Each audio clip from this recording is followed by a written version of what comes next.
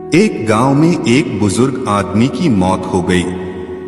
उसके बेटों, सगे संबंधी और गांव वालों ने मिलकर उसके अंतिम यात्रा की तैयारी की। उसकी अर्थी तैयार की गई और उसे श्मशान की ओर लेकर जाने लगे। अभी वो लोग कुछ दूर ही पहुंचे थे कि वहां पर दूसरे गांव से एक आदमी आया।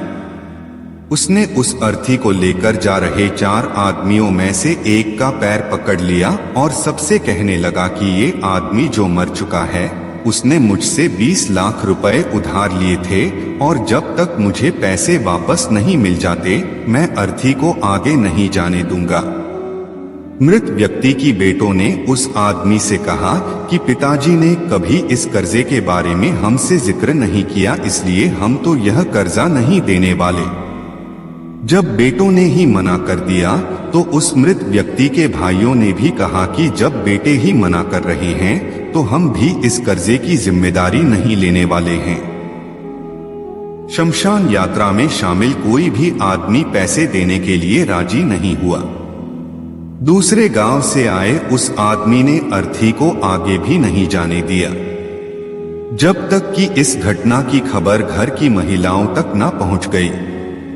मरे हुए आदमी को एक बेटी थी। जब उस तक यह खबर पहुंची तो उसने एक पल भी ना सोचते हुए अपने सारे जेवरात और कीमती वस्तुएं लेकर वहां पर पहुंच गई और उस आदमी को वह सारी चीजें देते हुए बोली, आप इन चीजों को बेचकर पैसे ले लीजिए।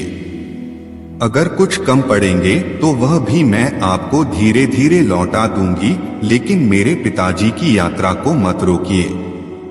इस घटना को देखकर सारे गांव वाले दंग थे।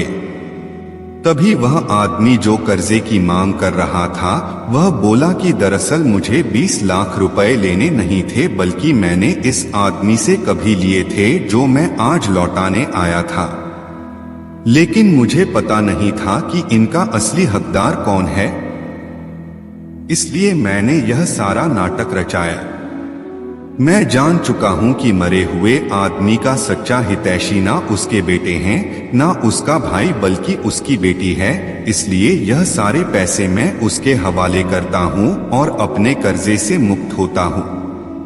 थोड़ी ही देर में जो घटना घटित हो चुकी थी, उससे बेटों के, भाइयों के और बाकी रिश्तेदारों के सर शर्म से झुक गए। इसलिए हमेशा दुआ करना कि हर किसी को एक बेटी जरूर हो, क्योंकि बाकी सब तो माता पिता की दौलत को अपना समझते हैं, लेकिन बेटियां माँ बाप को ही अपनी दौलत समझती।